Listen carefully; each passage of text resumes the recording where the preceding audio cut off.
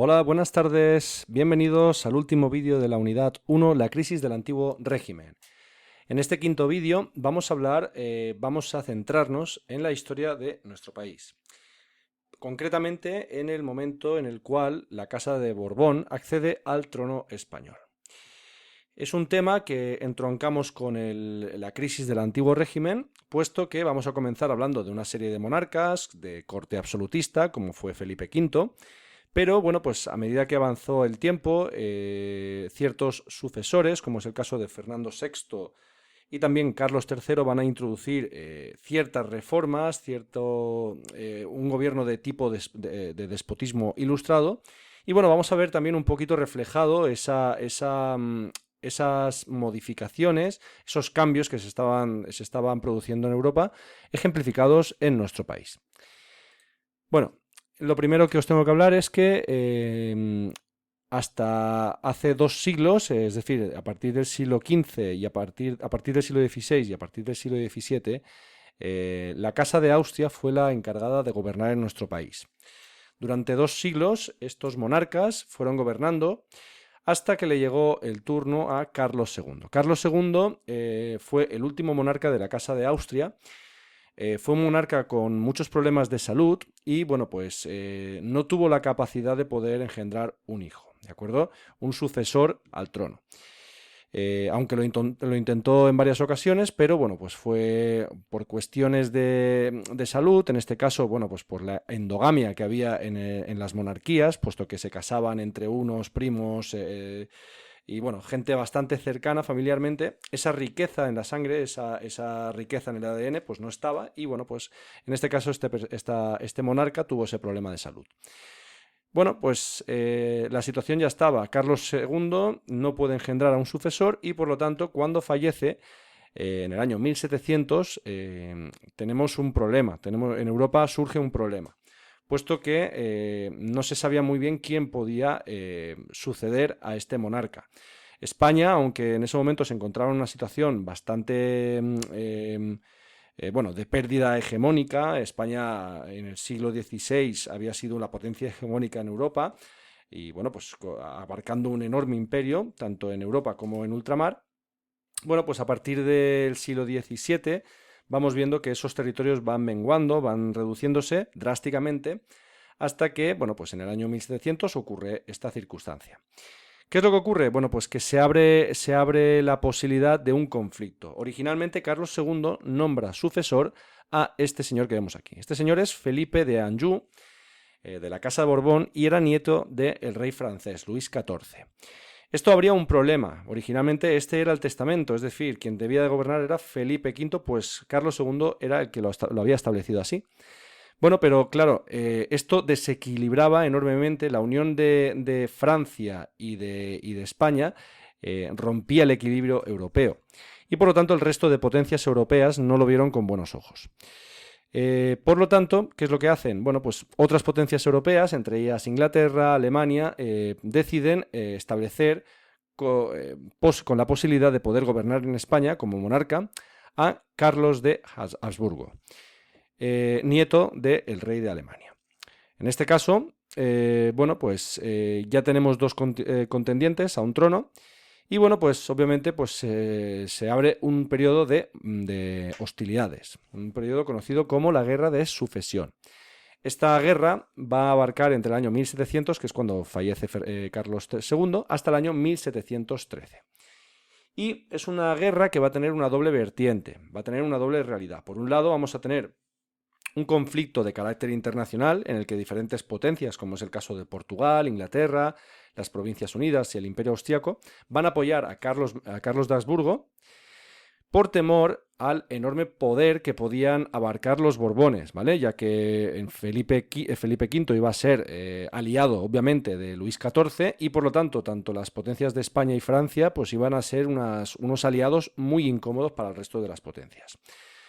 Y por otro lado, pues este conflicto va a abrir un conflicto de carácter civil, una guerra civil, ya que dentro del territorio peninsular van a haber territorios que van a verse más cómodos con el gobierno de Felipe V, en este caso Castilla va a apoyar a Felipe V, mientras que la corona de Aragón debido al temor que tenía de perder ciertas instituciones, ciertos fueros que había mantenido, ciertas leyes personales que había mantenido, en este caso, durante todo el gobierno de los Austrias en nuestro país, bueno, pues deciden apoyar a Carlos. Por lo tanto, tenemos ese conflicto con esa doble vertiente, por un lado internacional y por otro lado civil. ¿Qué ocurre? Bueno, pues a mediados del conflicto lo que ocurre es que a este señor, Carlos, finalmente, debido a la muerte de su padre, mejor dicho, del emperador de Alemania, va a ser nombrado emperador. Por lo tanto, esto va a generar que se precipite el final del conflicto, ¿vale? Puesto que tampoco querían que este señor, Carlos, tuviese bajo su control tanto la corona imperial de Alemania y también la corona de España. También porque esto recordaba a esos antiguos reyes, esos antiguos monarcas de la Casa de Austria, a esa etapa hegemónica del gobierno de nuestro país. Y bueno, pues no querían tampoco que este personaje abarcase las dos coronas. ¿Qué ocurre? Bueno, pues que el conflicto acaba de manera precipitada con una paz, la paz de Utrecht, que se firmó en el año 1713.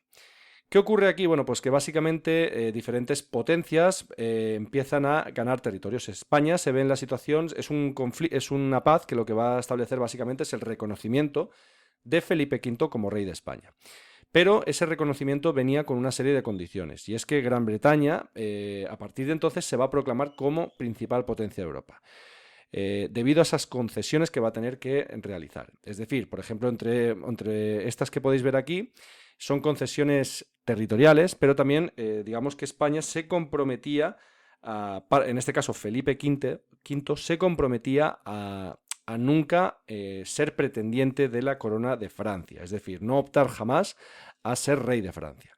Pero aparte de eso, una serie de concesiones territoriales, como es el caso de Gibraltar y Menorca, que pasan a las manos de Gran Bretaña, ¿de acuerdo?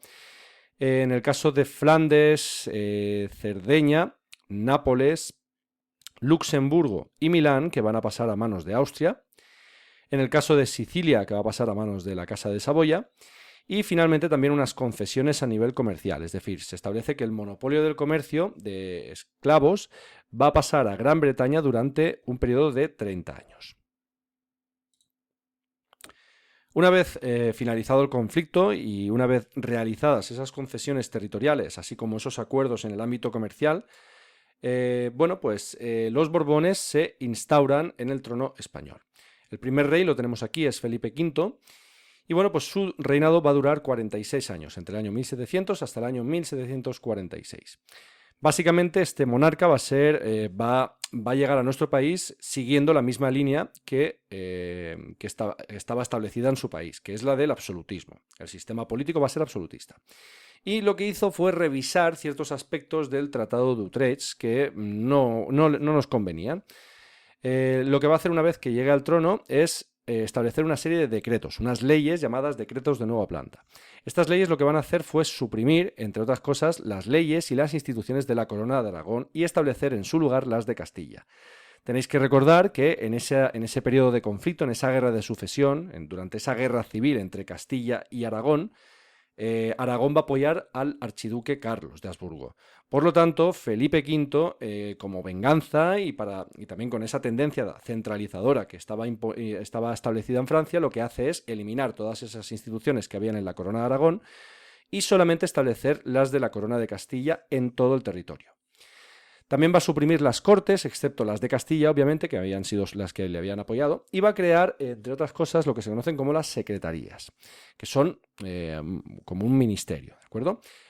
Como ya os decía, también este monarca se va a dedicar a revisar las condiciones del Tratado de Utrecht de 1713, y bueno, pues se va a firmar un tratado con Francia que le va a permitir reincorporar algunos territorios que había perdido, por ejemplo, el territorio de Nápoles y de Sicilia, así también como el Ducado de Parma.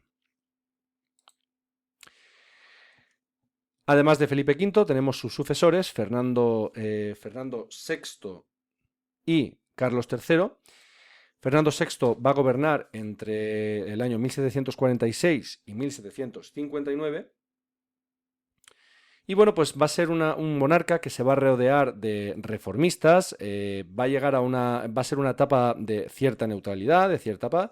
Va a firmar un concordato, un acuerdo con la Santa Sede, con el Vaticano, y va a establecer una serie de reformas, como por ejemplo el catastro de Ensenada, la reforma de la Armada y también la construcción del Canal de Castilla. En el caso de Carlos III, que gobernaría entre el año 1759 y el año 1788, va a ser también un monarca que se va a considerar como un monarca ilustrado. En este caso, en el sentido de que fue un déspota ilustrado, ya que también se va a rodear de ministros italianos que fueron ilustrados, como el caso de Schillaci o Grimaldi. Y bueno, como ya os decía, fue el máximo exponente, junto a otros monarcas europeos, del despotismo ilustrado. Medidas que llevó a cabo, pues por ejemplo, la liberalización del precio del trigo, subió los impuestos y también, bueno, pues todo esto provocó cierto malestar durante su gobierno, que fue el motín de Schillaci, contra uno de sus ministros italianos. Finalmente, bueno, pues también deciros que tras el motín, durante el gobierno de Carlos III, bueno, pues van a entrar en juego otros políticos ilustrados, como fue el caso del conde de Floridablanca, el conde de Aranda y el conde de Campomanes.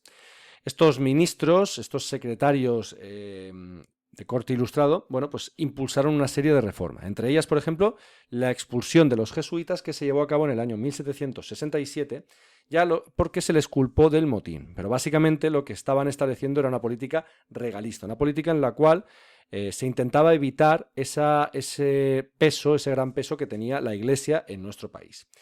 Se van a crear nuevas escuelas y reformas también de los estudios universitarios.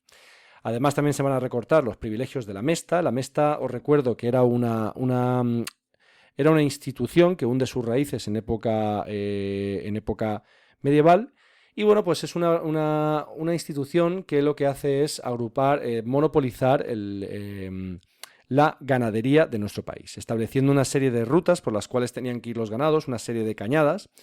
Y bueno, pues la Mesta tenía un poder económico y un peso económico muy fuerte. Bueno, pues obviamente esto iba en contra de esa política, de ese despotismo ilustrado de Carlos III, y lo que hace fue recortar privilegios a esta asociación, con el objetivo de favorecer a la agricultura. Seguidamente, también lo que permitió fue comerciar con América a todos los puertos españoles, puesto que solamente tenían permitido ese comercio la casa de contratación, es decir, la casa de contratación estaba establecida en Sevilla y los barcos salían desde Cádiz, ¿de acuerdo? Pero era el único puerto que tenía esa facilidad, ese derecho de poder comerciar con los puertos americanos. Bueno, pues lo que hace Carlos III es abrir la posibilidad a todos los puertos peninsulares de poder comerciar con América. Y otra medida también fue la creación del Banco de San Carlos.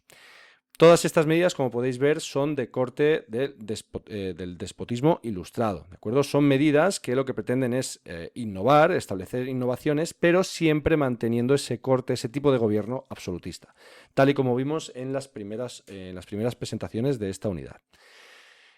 Bueno, espero que os haya servido y nos vemos en la siguiente unidad. Un saludo.